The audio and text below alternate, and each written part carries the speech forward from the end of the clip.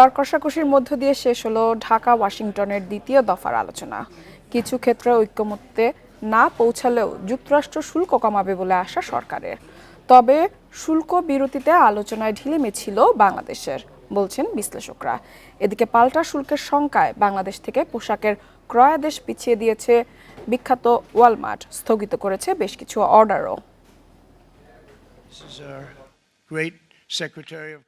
গত সপ্তাহে বাংলাদেশ সহ ১৪টি দেশের পণ্যের ওপর নতুন করে বাড়তি শুল্ক আরোপের ঘোষণা দেন মার্কিন প্রেসিডেন্ট ডোনাল্ড ট্রাম্প। এ সময় বাংলাদেশি পণ্যে ৩৫% পাল্টা শুল্ক আরোপ করে যুক্তরাষ্ট্র। এ নিয়ে দেশটির সঙ্গে ৩ দিনব্যাপী আলোচনা শেষ হয় শুক্রবার। এ দফার আলোচনায় অমীমাংসিত রয়ে গেছে অনেক বিষয়। বাংলাদেশ দূতাবাস সূত্রে জানা গেছে, শুল্ক ছাড় বিষয়ে আবারও আলোচনায় বসবে দুই দেশ। অর্থনীতিবিদরা বলছেন, আলোচনার জন্য ৯০ দিন সময় পেলেও বাংলাদেশের দিক থেকে ছিল ঢিলেমি, যার ফলে মাত্র ২% শুল্ক কমাতে সক্ষম হয়েছে বাংলাদেশ। যদিও ইন্দোনেশিয়া, মালয়েশিয়া, ভিয়েতনাম সহ বিভিন্ন দেশ বাংলাদেশের চেয়ে শুল্ক আলোচনায় বেশ এগিয়ে রয়েছে। আপনি যদি এই মুহূর্তে আলোচনা করে সমাধান করতে হয়, তার মানে বোঝা যাচ্ছে যে আমাদের যে বাণিজ্যিক কূটনীতি সেটা কিন্তু দুর্বল। আমি যেটা ব্যক্তিগতভাবে মনে করি সেটা হচ্ছে এই ৩ মাসের মধ্যে প্রকৃতপক্ষে যারা অংশীজন বলতে হচ্ছে ব্যবসায়িক প্রতিনিধি, তারা কিন্তু নেগোসিয়েশনটা শুধু এক স্টেজে না, ডিফারেন্ট টিয়ারে নেগোসিয়েশন করতে হয়। বিদ্যমান শুল্ক হারে মার্কিন বাজারে পণ্য রপ্তানি করতে হলে ৫০% শুল্ক গুনতে হবে বাংলাদেশকে। এ নিয়ে শঙ্কিত ব্যবসায়ীরা। প্রধান বাণিজ্য প্রতিদ্বন্দ্বী ভিয়েতনামের সঙ্গে প্রতিযোগিতায় টেকা কঠিন হবে বলে মনে করছেন তারা। যেহেতু মার্কিন যুক্তরাষ্ট্র বর্ধিত হারে আমদানি শুল্ক বসাচ্ছে, মার্কিন যুক্তরাষ্ট্রের বাজারে তাদের আমদানি করা দ্রব্যের দাম বাড়বে। তার মানে যদি তৈরি পোশাকের দাম যদি বাড়ে, তাহলে মার্কিন যুক্তরাষ্ট্র যা তৈরি পোশাক আমদানি করে সেটা কমে যাবে। কাজে বাংলাদেশে একটি চ্যালেঞ্জ হচ্ছে, বায়াররা বলবে যে বাংলাদেশ 50% শেয়ার করতে পারে কিনা, তারা হয়তো 50% দিতে চাইবে। কাজে সেদিক থেকে চিন্তা করলে আমাদের যারা তৈরি পোশাক এখানে রপ্তানি করেন, তারা কিন্তু অতিরিক্ত একটা সক্ষমতার চাপের মধ্যে পড়বে। এদিকে বাংলাদেশের পোশাকের ক্রয়াদেশ পিছিয়ে দিয়েছে ওয়ালমার্ট, স্থগিত করেছে বেশ কিছু অর্ডার। মার্কিন শুল্ক আরোপ করার ঘোষণা দেওয়ায় এমন ঘটনা ঘটল বলে জানিয়েছে আন্তর্জাতিক গণমাধ্যম Reuters. Tarek Hossain, Independent News, Dhaka. যুক্তরাষ্ট্রের শুল্ক নিয়ে আরও বিস্তারিত আলোচনা করতে আমাদের সাথে যুক্ত হয়েছেন বিজিএম এর সাবেক পরিচালক এবং শাসা ডেনিমসের ব্যবস্থাপনা পরিচালক শামস মাহমুদ। শামস মাহমুদ, আপনাকে স্বাগত জানাচ্ছি অর্থনীতি সারাদিনের। শুরুতেই আপনার কাছে জানতে চাইবো, আমরা জানি যে যুক্তরাষ্ট্র সরকারের সাথে বাংলাদেশ সরকারের বৈঠক শেষ হয়েছে গতকাল রাতে। তো এখন পর্যন্ত তো আসলে আমরা সেইভাবে বৈঠকের বিষয়ে জানিনি। তো আপনারা কি ভিতর থেকে কোনো খবর পেয়েছেন, কি হয়েছে সেই বৈঠকের সবশেষ সংবাদ আপনার কাছে যদি কোনো তথ্য থেকে থাকে? জি, ধন্যবাদ আপনাকে। না, এখানে আমরা যেটা দেখলাম, এখানে দুটো জিনিস করা হয়েছে। একটা হলো 40% ভ্যালু এডিশন, আপনার ব্যাকওয়ার্ড লিঙ্কেজ সাপোর্ট থেকে শুরু করে আমার দেখাতে লাগবে যে 40% ভ্যালু এডিশন, তখন এখানে কিছু শুল্ক কমতে পারে। কিন্তু এখনো নেগোসিয়েশন চলছে। এটা 1 তারিখে আমাদের কাছে স্পষ্ট হবে যে এই এখন যে নেগোসিয়েশনটা হচ্ছে এটার কি আউটকামটা পজিটিভ, নাকি যদি 35% থেকেই যায় তখন কিন্তু আমরা সমস্যায় পড়বো। যেটা আপনার যে রিপোর্টটা করেছে ওখানে উঠে এসেছে যে আমাদের যে কম্পিটিটিং যে কান্ট্রিগুলো আছে, ওনারা যদি আরো কম শুল্কে যদি আমেরিকায় পণ্য পাঠাতে পারে, তখন কিন্তু এখানে যেটা হবে যে একটা নকডাউন এফেক্ট হবে। আলটিমেটলি আরএমজি সেক্টর এখনো বাংলাদেশের 80% এক্সপোর্ট হচ্ছে এই সেক্টর থেকে। এবং এইটার যদি কোনো ক্ষতি যদি কোনো এফেক্ট আসে, এটা কিন্তু আলটিমেটলি ফাইন্যান্সিয়াল সেক্টরের উপর বাংলাদেশ এসে পড়বে। তো সবকিছু নিয়ে we are still worried, but আমরা স্টিল হোপফুল যে নেগোসিয়েশন, আমরা যে কথাটা বলতে পারছি এখনো, এটা একটা ভালো সাইন। এবং 1 তারিখে কিন্তু স্পষ্ট হবে, কারণ অন্য দেশ কি সুবিধা পেলো না পেলো এটা কিন্তু আমরা 1 তারিখের আগে কিন্তু এখন বললে আমি ঢিল ছুটছি, অন্ধকারে ঢিল ছুড়ে একটা কথা হবে। কিন্তু তখন আমরা বাস্তব দেখবো যে কথার কি is a fruitful or not. Shams Mahmud, আর আপনিও যেমনটা বলছিলেন অন্য দেশের সাথে আসলে কি হবে না হবে সেক্ষেত্রেও হয়তো আমরা দেখতে পারবো আগস্টের 1 তারিখে।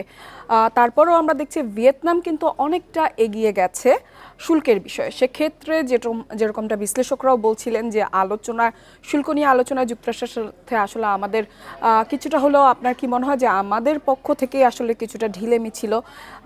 ভিয়েতনাম যেখানে শুল্ক অনেকটাই কমিয়ে জি নিয়ে আসতে সক্ষম হয়েছে, আমরা কেন জি পারিনি? না, দেখেন এখানে জিনিস হলো যে আমরা যেটা ফিল করি ব্যবসায়ী হিসাবে, আমরা আপনি বাজার থেকে শুরু করে এই নেগোসিয়েশন, আমি যদি পার্সোনালি বলি, আমার মনে হচ্ছে যে কোনো কারণে এই সরকার অ্যান্টি প্রাইভেট সেক্টর স্টেপস নিচ্ছে। হ্যাঁ, প্রাইভেট সেক্টরের বিরোধিতা করছে ওনারা, আর আমাদের যেটা মানে আমরা যেখানে বিকাশ করতে পারবো ওনাদের কিছু ডিসিশন এখানে সমঞ্জত হচ্ছে না। আর আরেকটা হলো যে এই নেগোসিয়েশন যেটা হচ্ছে, এখানে দেখেন এখানে গিয়েছে তিনজন। হ্যাঁ, তিনজন গিয়েছে, এনারা কিন্তু তিনজন পোশাক শিল্প, যেটা এখনো 80% এক্সপোর্ট বাংলাদেশের হয়ে থাকে, আমেরিকা ইজ এ সিগনিফিকেন্ট, আমাদের এক্সপোর্ট হয়ে থাকে আমেরিকায়। এখানে বিজিএমএ, বিকেএমএ, বিটিএমএ এদের কোনো রিপ্রেজেন্টেশন ছিল না। আজকে কথা বললে তো হবে না, এটা শুরু থেকে একটা হোমওয়ার্ক করে ওখানে যাওয়া উচিত ছিল। অ্যান্ড আমরা এখানে আলোচনা করছি কিন্তু পোশাক শিল্প নিয়ে, কিন্তু পোশাক শিল্পের পাশাপাশি এখানে ফুটওয়্যার আছে, ফার্মাসিউটিক্যালে একটা নিউজ যেটা আপনি দেখে থাকেন, ট্রাম্প অ্যাডমিনিস্ট্রেশন চিন্তা করছে 200% ট্যারিফ বসাবে। তো ফার্মাসিউটিক্যাল ইন্ডাস্ট্রির কেউ এখানে নেই, প্লাস্টিক ইন্ডাস্ট্রি যেটা আমাদের কিন্তু এক্সপোর্ট বাড়ছিল ওখানে, ওটার কেউ নেই। তো ওনারা যদি এটাকে একটা পিকনিকের মতন করে যদি আমেরিকায় যায় এসব নেগোসিয়েশন করতে, এটার আউটফল মানে আউটকামটা কি হবে এটা কিন্তু আমরা জানি না। এবং এইটার কারণে যে ফাইন্যান্সিয়াল যে ইমপ্লিকেশন গুলো সামনে আসবে এখানে, যদি গার্মেন্টস ইন্ডাস্ট্রি বন্ধ হয়, গার্মেন্টস তো সবার তো আর ব্যাকওয়ার্ড লিঙ্কেজ নেই, এখানে অনেক এসএমই গার্মেন্টস আছে, এগুলো যখন বন্ধ হবে, এদের যে কর্মী যারা এখানে নিয়োজিত আছে এদের দায়ভার কে নিবে? এটা কিন্তু এই সরকারের উত্তর দিতে লাগবে তখন। শামস মাহমুদ, আপনার কাছে জানতে চাইবো, আমরা দেখেছি যে এরই মধ্যে কিন্তু ওয়ালমার্ট তাদের ক্রয়াদেশ কমিয়েছে এবং কিছুটাও বাতিলও করেছে। আপনার কাছে কি আর কোনো সংবাদ আছে যে আর কোনো ক্রেতা বায়াররা কি আমাদের সেই ধরনের কোনো ক্রয়াদেশ কমানোর বিষয়ে কোনো সংবাদ আছে কিনা আপনার এটা- কাছে জানতে না, চাচ্ছি। এখানে মানে বেশ কিছু, আমি নাম বলতে চাই না, কিন্তু বেশ আমেরিকান বায়াররা কিন্তু এখন হোল্ড করে রাখছে। দেখেন আমার ডিসেম্বর যে পিক সিজন যেটা হয় ওটার অর্ডার কিন্তু আমরা এখন থেকে কথা বলা শুরু করি, যেহেতু আমাদের কোনো সেটেলমেন্ট আসে নাই। আমরা কিন্তু বায়াররা কিন্তু এখন কনফার্ম করতে পারছে না, কারণ ট্যাক্সটা কি হবে এটা কিন্তু আমি যদি ধরেন 10 তারিখে শিপমেন্ট করি, আমার পোর্ট থেকে চট্টগ্রাম থেকে আমেরিকা যদি আমি শিপমেন্ট করি, ওটা কিন্তু 1 তারিখের পরে গিয়ে পৌঁছবে। আর তখন কিন্তু ওদের এই যে এক্সট্রা যদি ট্যারিফ দিতে লাগে তখন ওদের পে করতে লাগবে। তো এগুলো সবকিছু নিয়ে কিন্তু একটা অনিশ্চয়তার মধ্যে আছি আমরা। অ্যান্ড আমেরিকার যদি ধরেন এটা একটা শর্ট টার্ম, তো ডেফিনেটলি এফেক্ট আসবে, কারণ আমরা এখন ওই উইন্ডোটা মিস করব। তো এটার কারণে কিন্তু আহ, যেটা আমরা লক্ষ্য করছি যে বায়াররা কিন্তু এখন অ্যাডিশনাল প্রেশারও দিচ্ছে যে দাম কমানোর জন্য। তো এই দাম কমানো, যেটা আমি কমাবো এটা তো আমার নিজের পকেট থেকে দিতে লাগবে, এটা তো ইয়ে অন্য কেউ দিবেন। তো এইটাও কিন্তু is a failure on part of the negotiation, এটা অনেক আগের থেকে করা উচিত ছিল, যেটা আমরা আনফর্চুনেটলি দেখেছি যে এই সরকার কোনো পদক্ষেপ নেয়নি, অথবা প্রাইভেট সেক্টরের সাথে কার সাথে কি কথা বলছে এটা কিন্তু কেউ জানি না আমরা। এখানে অনেকভাবেই করা যেত জিনিসটা। এবং আরেকটা হলো যে বাংলাদেশের যে এমবাসি আছে ওয়াশিংটন ডিসিতে, ও আমরা যদি, আপনি রিসেন্টলি যদি নিউজ পেপার পড়ে থাকেন আপনারা দেখতে পাচ্ছেন যে foreign ministry has become ineffective.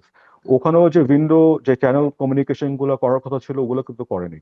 Even আপনি দেখেন বিজেএম এর সভাপতি কিন্তু একটা অফার করেছিল যে আপনার লবিস্ট নিয়োগ করার জন্য, ওটারও কিন্তু আমরা কোনো প্রতিফলন দেখিনি। এবং আহ, এর থেকে বড় জিনিস হলো যে এইসব নেগোসিয়েশন যে আমরা করছি, আপনি দেখেন আমেরিকার একটা বড় পয়েন্ট যেটা গতকাল বলা হয়েছিল, they are worried about the Chinese investment taking place in different countries. বাংলাদেশে কিন্তু 85% ওনার্স এই আরএমজি টেক্সটাইলে যারা আছে এটা বাংলাদেশি ওন্ড। হ্যাঁ, ভিয়েতনামে কিন্তু 60% ওনার্স যারা ওখানে এই ব্যবসাটা করে থাকে এটা চাইনিজ ওন্ড।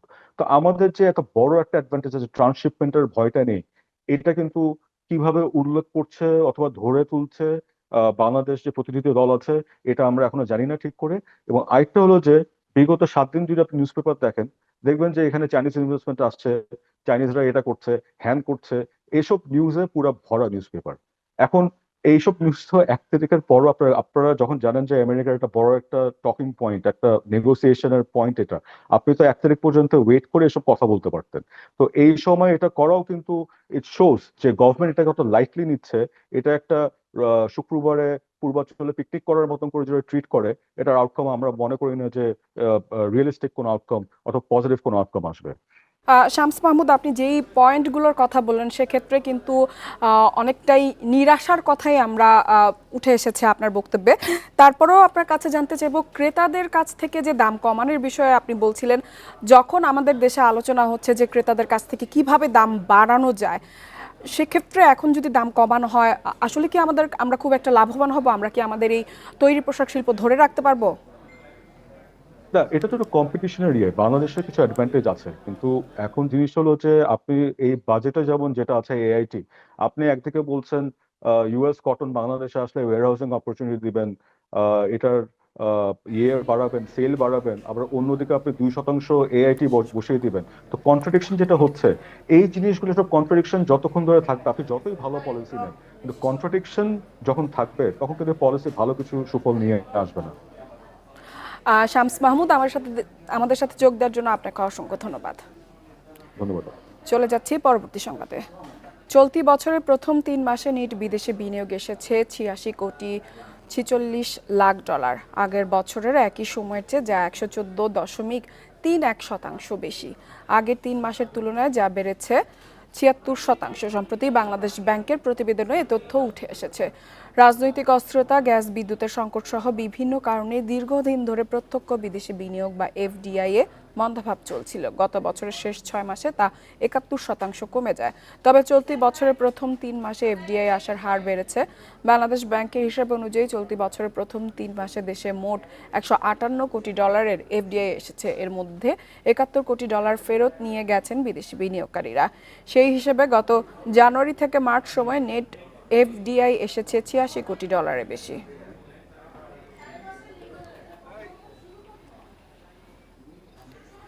বৈদেশিক ও সামগ্রিক ঋণ ঝুঁকির ক্ষেত্রে বাংলাদেশ নিম্ন ঝুঁকিপূর্ণ এবং ঋণ জিডিপির অনুপাত সহনীয় পর্যায়ে থাকলেও ধীরে ধীরে তা বাড়ছে। চলতি 2025-26 অর্থ বছর শেষে সরকারের দেশি বিদেশি ঋণের পরিমাণ বেড়ে দাঁড়াবে প্রায় 23.5 লাখ কোটি টাকায়, যার মধ্যে দেশি ঋণের স্থিতি দাঁড়াবে 13,26,800 কোটি টাকা আর বিদেশি ঋণের স্থিতি 10,15,200 কোটি টাকা। চলতি অর্থবছরের বাজেট উপলক্ষে অর্থ বিভাগের পক্ষ থেকে প্রকাশিত 3 বছর মেয়াদী মধ্যমেয়াদী সামষ্টিক অর্থনৈতিক নীতি বিবৃতি পর্যালোচনায় এ তথ্য পাওয়া গেছে। বিবৃতিতে অর্থ বিভাগ প্রকলন করেছে 2026-27 অর্থ বছর শেষে সরকারের ঋণের পরিমাণ বেড়ে দাঁড়াবে 26,03,200 কোটি টাকা।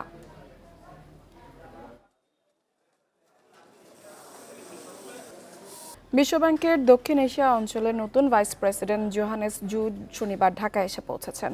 4 দিনের সরকারি সফরে তিনি অন্তর্বর্তীকালীন সরকারের প্রধান উপদেষ্টা, অর্থ উপদেষ্টা, বাংলাদেশ ব্যাংকের গভর্নর এবং অন্যান্য ঊর্ধ্বতন সরকারি কর্মকর্তা ও বেসরকারি খাতের প্রতিনিধিদের সঙ্গে সাক্ষাৎ করবেন। জোহানেস জুড 2025 সালের 1 জুলাই বিশ্বব্যাংকের দক্ষিণ এশিয়া অঞ্চলের ভাইস প্রেসিডেন্ট হিসেবে দায়িত্ব গ্রহণ করেন। এর আগে তিনি 2013 থেকে 2015 সাল পর্যন্ত বাংলাদেশ, ভুটান ও নেপালের জন্য বিশ্বব্যাংকের কান্ট্রি ডিরেক্টর হিসেবে দায়িত্ব পালন করেছেন। তারও আগে তিনি ব্রাজিলের জন্য বিশ্বব্যাংকের কান্ট্রি ডিরেক্টর হিসেবে কাজ করেছেন। তিনি operational policy and country services vice প্রেসিডেন্সির অধীনে strategy, result, risk and learning বিভাগের পরিচালক হিসেবে দায়িত্ব পালন করেন।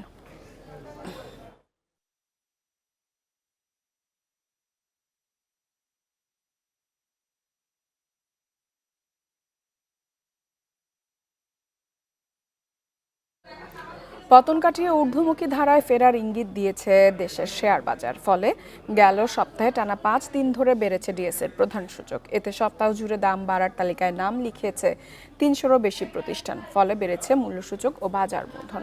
সপ্তাহের শেষ কার্যদিবসে ডিএসইর বাজার মূলধন দাঁড়িয়েছে 6,76,739 কোটি টাকা। সপ্তাহের ব্যবধানে বাজার মূলধন বেড়েছে 10,000 কোটি টাকার উপরে বা 1.61%। এ সময় ডিএসইর প্রধান সূচক ডিএসইএক্স বেড়েছে 173 পয়েন্ট বা 3.5% বেশি। বেড়েছে লেনদেনের গতিও। গড়ে লেনদেন হয়েছে 486 কোটি 14 লাখ টাকা, অর্থাৎ প্রতি কার্যদিবসে গড় লেনদেন বেড়েছে 150 কোটি 7 লাখ টাকা বা 30.87%। সপ্তাহ জুড়ে ডিএসইতে সবথেকে বেশি লেনদেন হয়েছে ব্র্যাক ব্যাংকের শেয়ারের।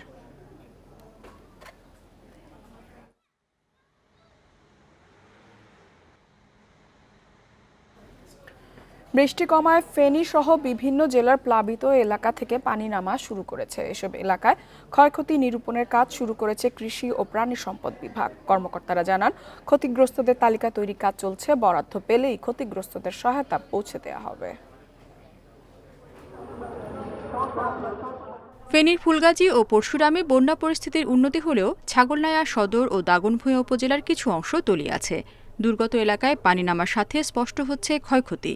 জেলার 1650 হেক্টর জমির আউশ, আমন, শাকসবজি, মরিচ সহ বিভিন্ন ফসল নষ্ট হয়েছে। ভেসে গেছে 2000-এর বেশি পুকুর ও মাছের ঘের। এর আগের বন্য আমার 6-7 কানি জমিনের ধান লাগাইয়া ধান সব তো হয়ে গেছে, নষ্ট হয়ে গেছে। কিন্তু সরকার থ্রুতে বা কোনো থ্রুতে আমরা 1 টাকা জিনিসও পাই নাই। মৌসুমের দ্বিতীয় দফা বন্যায় কুমিল্লার গোমতীর চর সহ বিভিন্ন নিচু এলাকায় জলাবদ্ধতায় 13,000 হেক্টরের বেশি জমির ফসল ক্ষতিগ্রস্ত হয়েছে। সরকার দুর্যোগকালীন সহায়তা দিলে তালিকা অনুযায়ী কৃষকদের বরাদ্দ পৌঁছে দেওয়া হবে, জানালো কৃষি বিভাগ। পানি আইয়া চাংপল পড়িয়ে গেছে, সব করলাগুলা সব ফচ্চা গেছে। গত বছর বন্যার কারণে প্রায় 15 লাখ টাকার উপরে ঋণ নেওয়া, কিন্তু এই মুহূর্তে সেই যে সর্বশান্ত হয়েছি, এখন তার দাঁড়ানোর কোনো সুযোগ নাই। সরকারের ইচ্ছা এবারও আমরা আছে, আমাদের প্রণোদনায় কিন্তু সবজি চাষিদের জন্য প্রণোদনা আছে, সবজি বীজ সহ নানা ধরনের উপকরণ। তো সেগুলোর মাধ্যমে হয়তো কৃষকরা আবার ইনশাআল্লাহ ফিরে আসবে। নোয়াখালীতে টানা বৃষ্টি ও জলাবদ্ধতায় 7,800 হেক্টর জমির ফসল ক্ষতিগ্রস্ত হয়েছে। আর লক্ষ্মীপুরে 400 হেক্টরের বেশি বীজতলা ও 200 হেক্টর জমির শাকসবজি নষ্ট হয়েছে। এছাড়া ভেসে গেছে 300-এর বেশি পুকুর ও ঘেরের মাছ। ভেন্ডি, কাঁচামরিচ, টমেটো, কহি অনেক কিছু লাগাইছি, কিন্তু সব আমার মনে করেন এই পানিতে উঠে আমার সব কিছু নষ্ট হয়ে গেছে। 5 ঘন্টা জমি মনে করেন কি করে বাঁচি, মনে করেন ডুবি গেছে। খাগড়াছড়ির কবাখালী ও মেরুং ইউনিয়নেও বৃষ্টি ও পাহাড়ি ঢলে আউশ ও গ্রীষ্মকালীন ফসলের ক্ষতি হয়েছে। রেশমি নন্দী, ইন্ডিপেন্ডেন্ট নিউজ। জুলাই অভ্যুত্থান স্মরণের কর্মসূচির অংশ হিসেবে রাজধানীর গুলশানে জুলাই শহীদ ও আহত পরিবারের সদস্যদের সঙ্গে বিএনপির মতবিনিময় সভা চলছে। সভায় ভার্চুয়ালি যুক্ত হয়ে বক্তব্য রাখছেন দলটির ভারপ্রাপ্ত চেয়ারম্যান তারেক রহমান। সরাসরি চলে যাচ্ছি তার বক্তব্যে। হচ্ছে আরো জোরে সোরে শুরু হচ্ছে। কাজেই এই দেশের মানুষ যেমন 71 সালে স্বাধীন করেছে এই দেশের মানুষ যেমন বিভিন্ন সময় তাদের নিজেদের অধিকারের রক্ষায় সোচ্চার হয়েছে, 90-তে সোচ্চার হয়েছে, 24-এ সোচ্চার হয়েছে। আপনাদের সকলের কাছে আহ্বান থাকবে, আবারও আপনাদেরকে সোচ্চার এবং সচেতন হতে হবে। কারা কিভাবে ষড়যন্ত্র করছে, কারা কিভাবে বিভিন্ন কথা বিভিন্ন সময় বলছে এবং ক্ষণে ক্ষণে অবস্থান পরিবর্তন করছে, এই সকল বিষয়ে আপনাদেরকে সচেতন থাকতে হবে। সনদের কথা আবার যদি বলতে হয়, আবারও আমি বলবো, আমাদের দলের অবস্থান থেকে আমরা 3 মাস আগে সম্পূর্ণভাবে লিখিতভাবে পরিষ্কারভাবে জানিয়ে দিয়েছি আমরা কি বলতে চাই, কি বোঝাতে চাই। কাজেই সম্পূর্ণ দায়িত্ব এখন অন্তর্বর্তীকালীন সরকারের।